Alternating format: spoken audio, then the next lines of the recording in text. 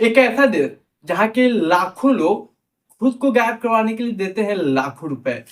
जी हाँ, आपने बिल्कुल सही सुना।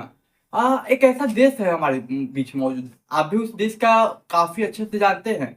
उस देश के लोग खुद को गायब करवाने के लिए देते हैं लाखों रुपए और वो गायब हो जाते हैं। और गायब कुछ यूं होते हैं कि ना ही वो अपने परिवार, रिश्तेदार, ना ही दोस्त, ना ही साथी, ना ही कोई कलीग और ना ही वहां की गवर्नमेंट को कभी मिलते हैं। वो कभी वापस आते ही नहीं है। सोचने वाली बात यह है कि जब लाखों लोग गायब होते हैं तो उस समय सरकार क्या कर रही थी। और अगर खोजती है सरकार तो लाखों लोग कहाँ गायब हो गए कि मिलते ही नहीं है। आखिर ऐसी कौन सी जगह है उस देश में कि लाखों लोगों को अपने अंदर निगल लेती है और उस सरकार को मिलती ही नहीं है और ना ही वहां के लोगों को।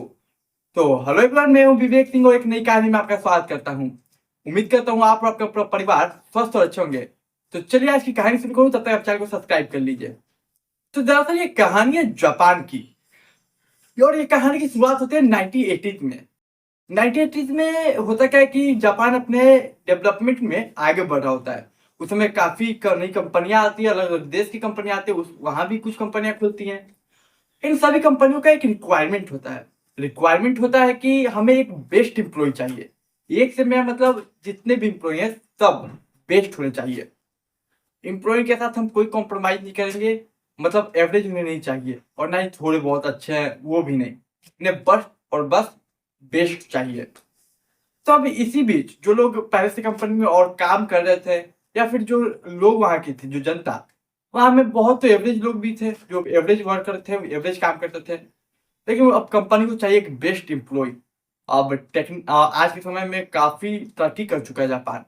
और टेक्नल टेक्नली और काफी तो टेक्नली और काफी आधुनिक हो चुका है जापान, काफी तरक्की कर चुका है। आप देख ही रहे, आप जानते हैं। तो उस समय भी कुछ ऐसा ही जो कंपनियां थी वो ऐसी डिमांड कर रही थी। तो अब जो बाकी के लोग थे जो एवरेज थे या थोड़े बहुत अच्छा करते थे, अब वो उस कंपनी में काम नहीं करते हैं। अब वो कंपनी में काम नहीं करते क्योंकि वो कंपनी हटा देती है उन्हें। ऑफकोर्स हटाते हैं क्योंकि उन्हें बेस्ट एम्प्लॉय चाहिए। तो अब ये जो लोग हैं, बहुत सारी तादाद में होती है ये लोग। तो ये लोग अब अपने आप को नाकामयाब नाकार समझते हैं कि अब वो अपने देश को बढ़ाने में योगदान नहीं कर पा रहे हैं। अब उन्हें भी टेक्नोलॉजी की टेक्निकल नॉलेज है लेकिन बेस्ट नहीं है, एवरेज है, बस इतनी नॉर्मल कह सकते हैं। तो अब ये लोग अपने आप को नकारा नाकामयाब समझने लगते हैं। और जो गवर्नमेंट एम्प्लॉय होते हैं वो भी अब उनका मन छोटा होने लगता है और ये धीरे धीरे धीरे डिप्रेशन में जाने लगते हैं। और ये जितने भी लोग थे जिनका मन छोटा हो गया था, जो अपने आप को नाकामयाब नाकार समझते और सोचते थे कि हम बढ़ती हुई दुनिया के साथ कदम में कदम नहीं मिला पा रहे हैं, वो बेस्ट लोग से बहुत नीचे हैं हम, इन लोगों को एक नाम दिया गया और वो नाम है हिकी कोमोरी। Hicky Komori. और ये नाम हिकी कोमोरी शब्द का इस्तेमाल पहली बार 1980 में किया गया था। हिकी तो ये शब्द हिकिकोमोरी का इस्तेमाल पहली बार 1980 में किया गया था उन लोगों के लिए जो कि अपने आप को कम मानते थे। एवरेज जो थे वो अपने आप को नकारा मानते थे, नाकामयाब मानते थे और डिप्रेशन में जाने लगे थे। और उनका मानना था कि हम बढ़ती हुई दुनिया के साथ कदम में कदम नहीं मिला पा रहे, अपने देश में योगदान नहीं कर पा रहे। तो इन लोगों को ये नाम दे दिया गया। 1980 में पहला बार ये शब्द इस्तेमाल हुआ था। अब मैं बताऊं कि टोक्यो में काम करने वाला, एक क्लीनिंग कंपनी में काम करने वाला एक शख्स जिसका नाम नाकी है, वो एक रोज उठता है और वो गायब हो जाता है। गायब होता है वो। अब उसके जो परिवार वाले हैं वो उसे खोजते हैं लेकिन वो मिलता नहीं है। अब वो पुलिस के पास जाते हैं लेकिन पुलिस कुछ करती नहीं, उनकी मदद नहीं करती है। अब क्यों नहीं करती? वहां की पुलिस का कहना है कि अगर कोई बालिग है तो हम तब तक मदद नहीं करेंगे जब तक उसका कोई क्रिमिनल बैकग्राउंड ना हो, मतलब वो कोई क्राइम में इन्वॉल्व ना हो या फिर उसका एक्सीडेंट ना हुआ हो। पर नॉर्मली अगर कोई इंसान गायब होता है तो उसको हम नहीं खोज के देंगे। ये वहां का कानून है, संविधान है। तो अब परिवार बोलती है लेकिन पुलिस कुछ करती नहीं है। परिवार यहाँ तक बोलते हैं कि एक काम किया, सीसीटीवी कैमरा दिखा दीजिए हम जहाँ से वो गायब हुआ। लेकिन पुलिस के सामने वो परिवार गिड़गिड़ाते रहता है लेकिन परिवार नहीं, सॉरी, पुलिस नहीं दिखाती है। अब इसी तरीके से बहुत सारे लोग अचानक गायब होने लगते हैं। अब मैं बताऊं 2019 में Japan Japan national police agency ने एक डाटा जारी जारी किया था। उसके अकॉर्डिंग 2018 में 78,000, 2019 में 85,000, 2020 में 89,000। ये वो डाटा है जो कि लोग पर साल वहाँ के लोग गायब हो रहे हैं, और ये लोग को गायब होने का सिलसिला चलता ही रहता है। हर साल उसके डाटा के हिसाब से एवरेज 80,000 रख लीजिए, मतलब 80,000 डाटा। हर साल 80,000 लोग गायब हो जाते हैं अचानक। अब वो गायब कहाँ होते हैं, कैसे होते हैं, ये किसी को नहीं पता।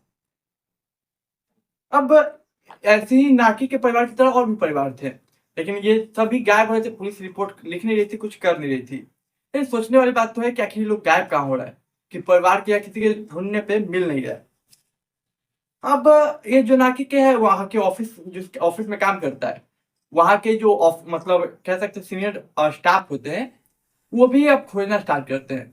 तो एक ट्रेस मिलता है, बस इतना ट्रेस मिलता है, मतलब सबूत, कि उसे नाकी को एक जगह देखा, एक बोट में देखा जाता है आखिरी बार।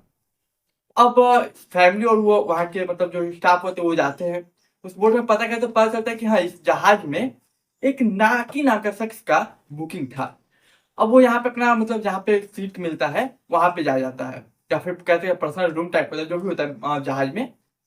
तो वहाँ पे जाया जाता है, तो नाकी का पासपोर्ट, नाकी का बैग, नाकी के कपड़े और नाकी कुछ और सामान, ये सभी मिलते हैं। लेकिन नहीं मिलता है तो वो है नाकी।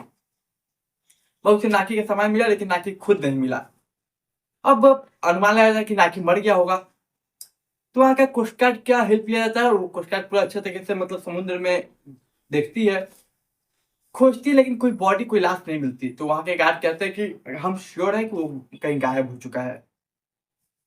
अब ये संख्या जो है गायब होने के लोगों की इस तरीके से कि एक रोज उठते हैं और वो अचानक गायब हो जाते हैं। आखिर माजरा क्या है, कहाँ गायब होते हैं? कौन सी ऐसी जगह है जहाँ जाने के बाद लोग गायब हो जाते हैं और मिलते ही नहीं? और जो ये गायब हुए थे उनमें से कुछ लोग वापस भी आते हैं, मतलब बहुत कम।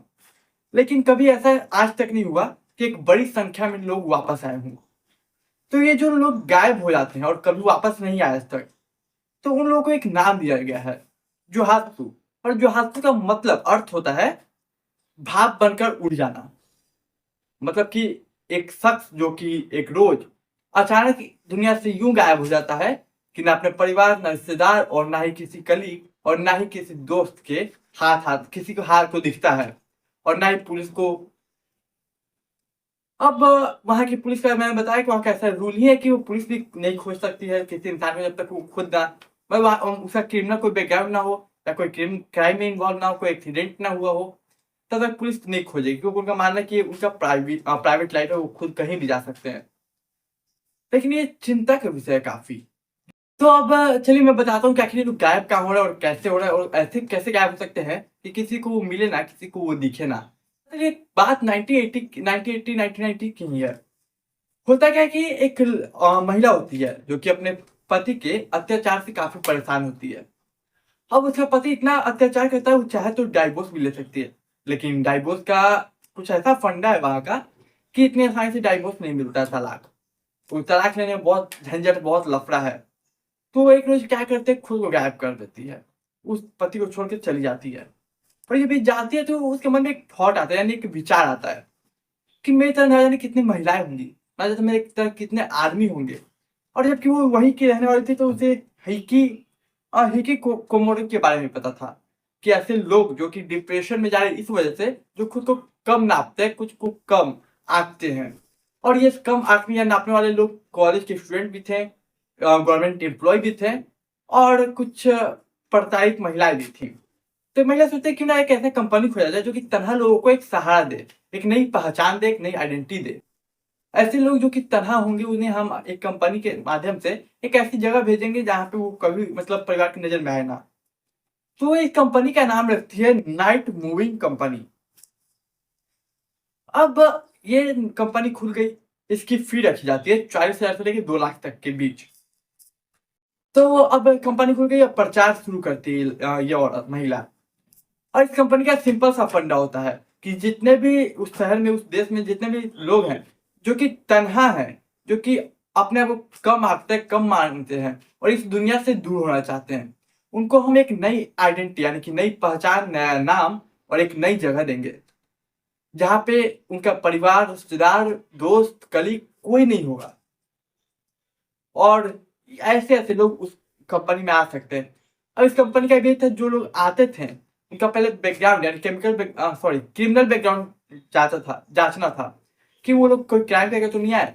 तो ये जांचने के बाद जब वेरीफाई हो जाता है लोग क्राइम करके नहीं आए हैं, तो उसके बाद ये कंपनी, इस महिला की कंपनी ऐसे लोगों को देती है एक नया आइडेंटिटी, नया नाम, नया पहचान और नई जगह।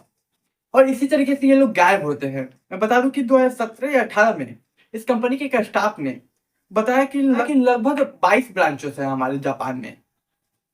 हमारे 22 ब्रांचेस है जापान में जो कि ये काम करते हैं लोगों को गायब करने के। 40 से 1000 से लेकर 2 लाख तक का हमारी फी है, हम उन लोगों को गायब करते हैं जो ये। अब सवाल ये उठता है कि वहां की सरकार इसे बंद क्यों नहीं कर देती। देखिए, ये कोई इनलीगल चीज नहीं है। सरकार ने कहा ये कोई इनलीगल काम नहीं है, वो लीगली कर रहे हैं जो भी कर रहे हैं। कोई जोर जबरदस्ती गायब नहीं किया जा रहा है।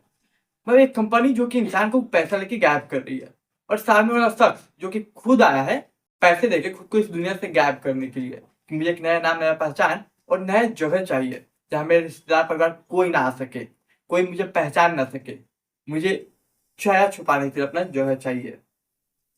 तो इसमें सरकार क्या करे? टोटली ये लीगल प्रोसेस है। आप उसने कंपनी खोला और ये चाहता है कि उस कंपनी में मैं जाऊं और गायब हो जाऊं। तो वहां का युवा, मैंने बताया कि किसी पुलिस खोजती भी नहीं है, अगर कोई अपने मर्जी से गायब होता है तो पुलिस इसमें कुछ कर नहीं सकती। और पुलिस, वहां की पुलिस का एक जो आंकड़ा है, लगभग 25 लाख लोग अब तक गायब हो चुके हैं। 25 लाख बहुत बड़ा आंकड़ा है, पैसे देकर खुद को गायब करवा चुके हैं। लेकिन जब ये स्टाफ बताई थी उसके हिसाब से कि 25 लाख आंकड़ा नहीं है, रियल आंकड़ा नहीं है, और 25 लाख का 2 से 3 गुना ज्यादा लोगों को उन लोगों ने गायब किया है। और इसमें जो स्टाफ, जो कर्मचारी है, उसमें कुछ ऐसे कर्मचारी भी हैं जो कि एक समय में खुद को गायब करवाया था उन्होंने, और वो अब कर्मचारी बन चुके हैं। तो ये उनकी मर्जी। तो देखिए, एक ऐसा देश में, जापान में ऐसी चीजें हो रही है, सरकार को काफी चिंता हो रही है अपने लोगों के लिए। और ये सभी ऐसे लोग हैं, 2 तरह के लोग सबसे ज्यादा इसमें हैं। पहला वो लोग जो कि इसके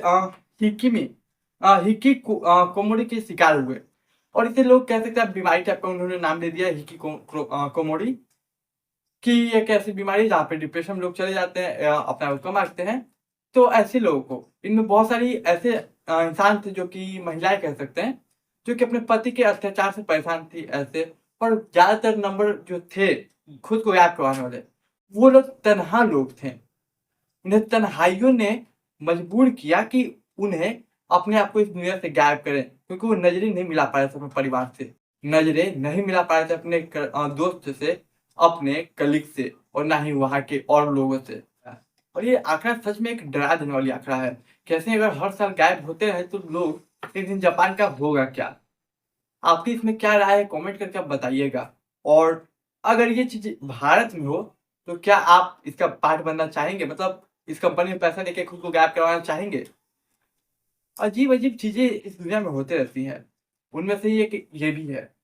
तो उम्मीद करता हूँ आपको आज की कहानी पसंद आई हो। तो पसंद आई तो चैनल को सब्सक्राइब कीजिए, वीडियो को लाइक कीजिए, दोस्तों के साथ शेयर कीजिए। मैं मिलूंगा एक नई कहानी में, तब तक के लिए मुझे दीजिए इजाजत।